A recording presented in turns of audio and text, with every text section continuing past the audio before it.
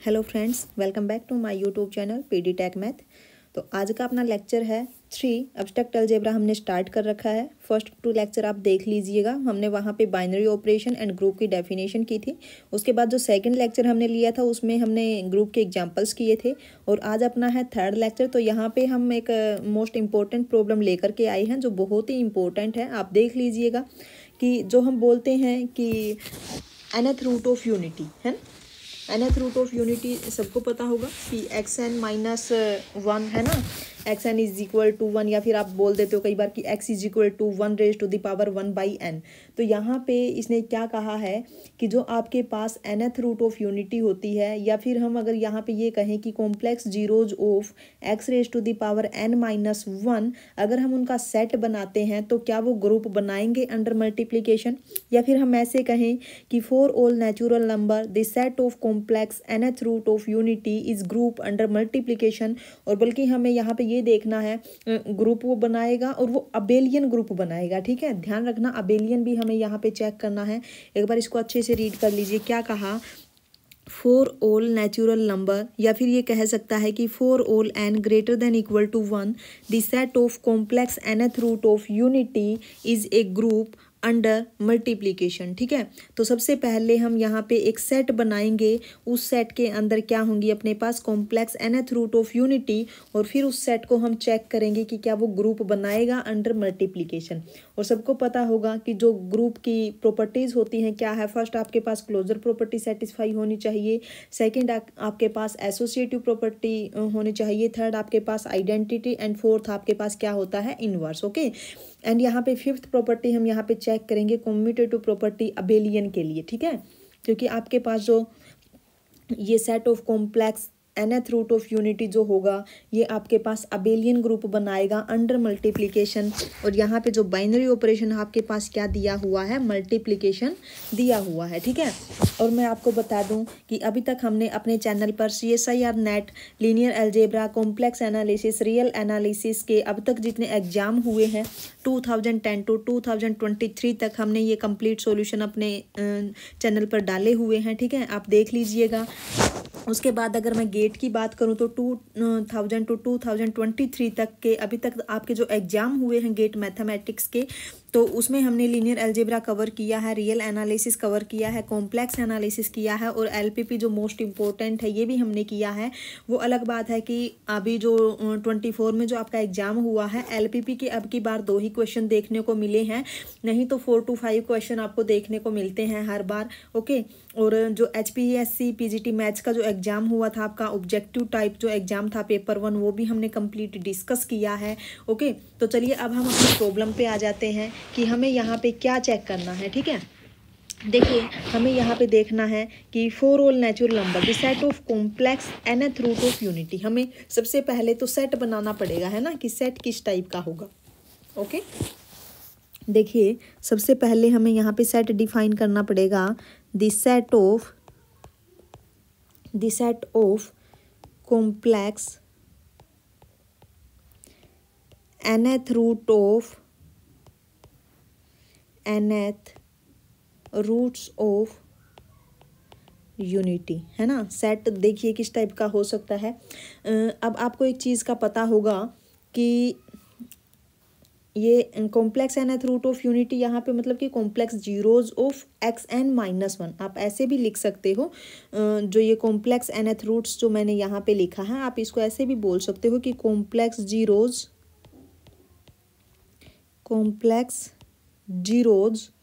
Of x raise to the power n-1।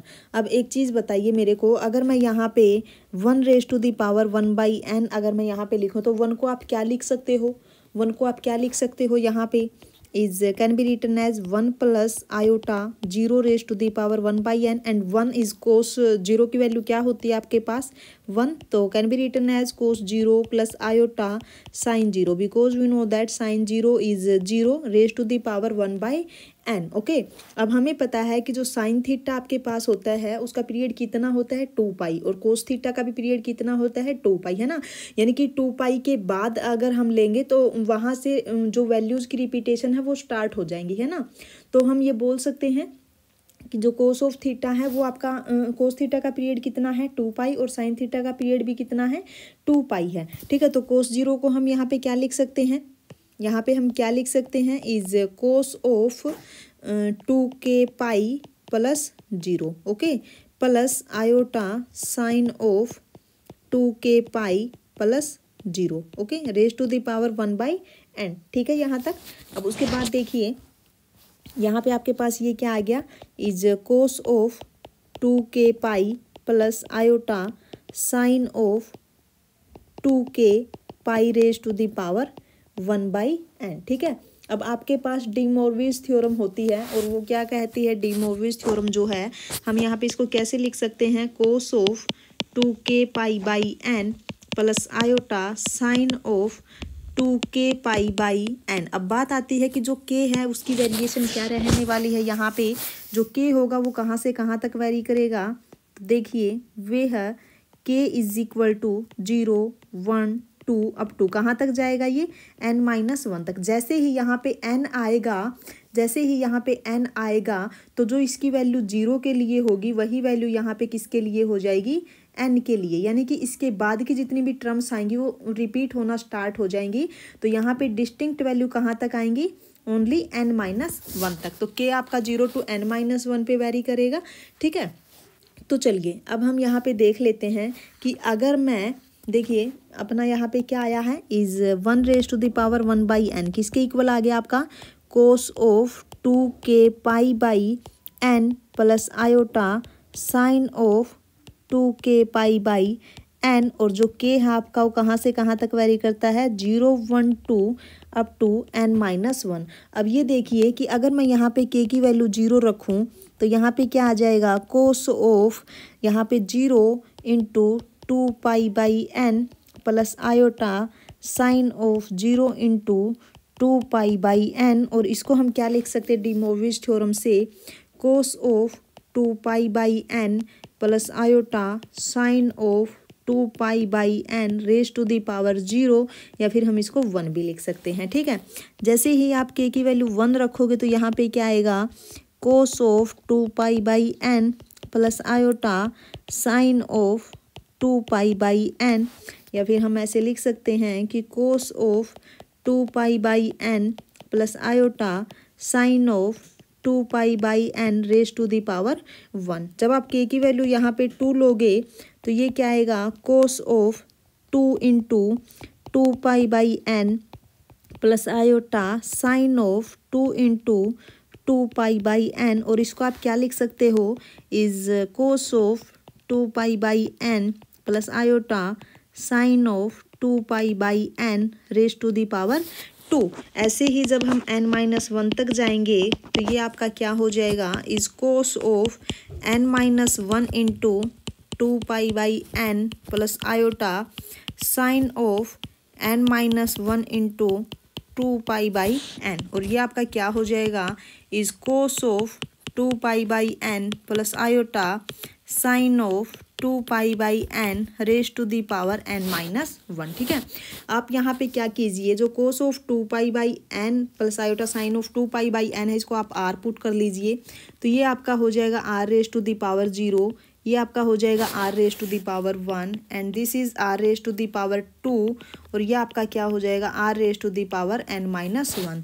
तो ये सारी की सारी आपकी क्या हो जाएंगी, nth रूट ऑफ यूनिटी। ठीक है, ये आपकी हो गई nth रूट ऑफ यूनिटी। तो अगर मैं यहाँ पे सेट बनाऊँ, सेट आपका क्या बनेगा, इसमें सारी की सारी nth रूट ऑफ यूनिटी है, तो r raise to the power 0, r raise to the power 1, r raise to the power 2 up to r raise to the power n-1। ठीक है, या फिर हम इसको ऐसे लिख सकते हैं, r raise to the power 0 is 1 r square up to r raise to the power n-1। अब हमें यहाँ पे ये चेक करना है कि जो ये g होगा ये आपका ग्रुप बनेगा under multiplication, okay, under multiplication. ठीक है, तो फर्स्ट प्रॉपर्टी आपके पास क्या होती है ग्रुप के लिए, क्लोजर प्रॉपर्टी। ठीक है, क्लोजर प्रॉपर्टी। अब आप मेरे को ये बताइए कि जो आपके पास क्लोजर प्रॉपर्टी है, हम यहाँ पे क्या करते हैं, कोई भी 2 आर्बिट्रेरी एलिमेंट हम लेंगे जी से। ठीक है, देखिए for all r i r j in G. Okay, और जो आई है आपका वो कहाँ से कहाँ तक वेरी करेगा, 0 to n-1, एंड जे है आपका वो भी कहाँ से कहाँ तक वेरी करेगा, n-1। तो यहाँ पे हमें क्या शो करना है कि जब मैं इन दोनों की मल्टीप्लाई करूँ, अंडर मल्टीप्लीकेशन हमें चेक करना है ना। तो जब मैं इन दोनों की मल्टीप्लाई करूँ तो ये आपके पास क्या आएगा, is are I dot R J, ये आपके पास क्या हो जाएगा, are I plus J. Okay, अब आप ये बताइए मेरे को कि जो आई प्लस जे है ये कहाँ से कहाँ तक वेरी करेगा। आई प्लस जे जो है वो आपका कहाँ से कहाँ तक वेरी करेगा। देखिए आई प्लस जे पर आपके 3 केस बनेंगे यहाँ पे कि जो आई प्लस जे होगा, हो सकता है कि जो आई प्लस जे है वो 0 हो, सॉरी जो आई प्लस जे है वो क्या हो, आपका एन के इक्वल हो, है ना। आई प्लस जे क्या हो सकता है, एक तो आपका एन के इक्वल हो सकता है ना। देखिए अगर आपका आई प्लस जे, देखिए इफ आई प्लस जे अगर आपका एन के इक्वल हुआ तो ये क्या हो जाएगा, r raise to the power n, और r raise to the power n ये किसके इक्वल होता है, 1 के इक्वल होता है। क्योंकि मैंने क्या कहा था कि n-1 के बाद रिपीटेशन स्टार्ट हो जाएगी, यानी कि r raise to the power n किसके इक्वल आएगा, r raise to the power 0 के इक्वल आएगा, 1 के इक्वल। अब 1 आपका कहाँ पे है, जी के अंदर है, इसके लिए तो ठीक है। ठीक है, अब हम अगर मैं कहूँ कि जो आई प्लस जे है अगर ये लेस देन एन हुआ, ठीक है, अगर आई प्लस जे आपका लेस देन एन हुआ तो लेस देन एन के लिए तो जो आई प्लस जे है इसका मतलब क्या है कि जो r raise to the power i plus j है ये आपका जी के अंदर बिलोंग कर जाएगा, तो उसके लिए भी ठीक है। ठीक है, अब थर्ड केस आपका क्या बनता है कि इफ आई प्लस जे अगर ये ग्रेटर देन एन हुआ, अगर ये ग्रेटर देन एन हुआ तो इसका मतलब है कि i plus j is equal to n dot q plus remainder भी मिलेगा आपके पास, और जो टी होगा वो कहाँ से कहाँ तक होगा, t is greater than equal to 0 and less than, strictly less than n-1। ठीक है, तो ये आपका क्या हो जाएगा, is r raise to the power i plus j is r raise to the power n q plus t. इसको हम कैसे लिख सकते हैं, r raise to the power n q dot r raise to the power t, और ये क्या हो जाएगा, r raise to the power n raise to the power q dot r raise to the power t, और r raise to the power n आपका 1 के equal है, तो ये आपका हो जाएगा r raise to the power t, और टी आपका 0 to n-1 के बीच में लाई करता है, तो ये आपका कहाँ पे चला जाएगा, जी में, यानी कि क्लोजर प्रॉपर्टी में कोई प्रॉब्लम नहीं आएगी। तो क्लोजर प्रॉपर्टी आपकी बिल्कुल सही है। ठीक है, अब हम उसके बाद बात कर लेते हैं एसोसिएटिव प्रॉपर्टी पे। तो एसोसिएटिव भी आप चेक कर लेना, एसोसिएटिव में तो कोई प्रॉब्लम नहीं आएगी यहाँ पे। ठीक है, अब हम चलते हैं कहाँ पे, आइडेंटिटी पे। आइडेंटिटी प्रॉपर्टी देखिए इसकी। अब यहाँ पे देखिए आइडेंटिटी में आपके पास क्या होता है कि for all r raise to the power i belongs to G there exist and some element से r raise to the power sorry s बोल दीजिए, there exist an s in G such that, क्या condition होनी चाहिए कि जब मैं r raise to the power i की जब मैं एस से मल्टीप्लाई करूं तो वो आपका क्या होना चाहिए, r raise to the power i. तो यहाँ पे देखिए अगर मैं 1 एलिमेंट लूँ, 1 आपका जी से है, ठीक है, तो आप r raise to the power i कोई भी एलिमेंट ले लीजिए जी से, जब आप 1 से मल्टीप्लाई करोगे तो क्या आएगा, r raise to the power i ही आएगा। आप पोस्ट मल्टीप्लाई करो या फिर प्री मल्टीप्लाई करो तो दोनों में क्या आएगा, r raise to the power i. तो यहाँ पे जो 1 एलिमेंट होगा ये क्या हो जाएगा, आइडेंटिटी एलिमेंट हो जाएगा। ठीक है, तो आइडेंटिटी में कोई प्रॉब्लम नहीं आएगी। अब चलिए फोर्थ आप देखिए इनवर्स प्रॉपर्टी। इनवर्स प्रॉपर्टी देखिए, इनवर्स प्रॉपर्टी में आपके पास क्या है कि अगर मैं कोई भी एक एलिमेंट लूँ, for all r i in G then there exist some r. अब यहाँ पे देखिए आर आई आपका कहाँ पे है, जी के अंदर है। ठीक है, आर आई आपका कहाँ पे है, जी के अंदर है। तो आर आई अगर आपका जी के अंदर है तो आर n-i आपका कहाँ पे होगा, आई कहाँ से कहाँ तक है, n-1 तक है। ठीक है, दिस इम्प्लाइज अगर आप आर n-i को देखोगे तो ये भी कहाँ पे होगा, आपका जी में होगा। ठीक है, अब अगर मैं इन दोनों की मल्टीप्लाई करूँ are I dot are n-i तो ये आपके पास क्या होगा, r raise to the power n, और जो r raise to the power n है ये किसके इक्वल है, 1 के इक्वल है। ठीक है, तो ये भी आपका कहाँ पे है, जी में। तो यहाँ पे हम बोल सकते हैं कि r raise to the power n-1 is the inverse of is the inverse of r raise to the power i. तो यहाँ पे इनवर्स प्रॉपर्टी भी सेटिस्फाई होती है। इसका मतलब है कि हम यहाँ से बोल सकते हैं कि जो जी है आपका इज ग्रुप अंडर मल्टीप्लीकेशन, ठीक है, इज ग्रुप अंडर मल्टीप्लीकेशन।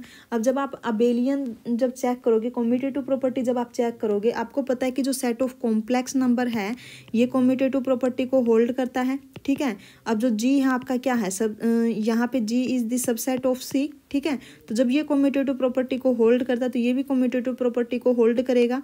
तो यहाँ से हम बोल सकते हैं कि जी अंडर मल्टीप्लीकेशन, ठीक है, ये क्या होगा, इज अबेलियन ग्रुप, ठीक है, इज अबेलियन ग्रुप। ओके, तो ये था आपका लेक्चर। अगर आपको वीडियो अच्छी लगी हो तो लाइक कर देना, सब्सक्राइब कर देना। Okay, thank you so much.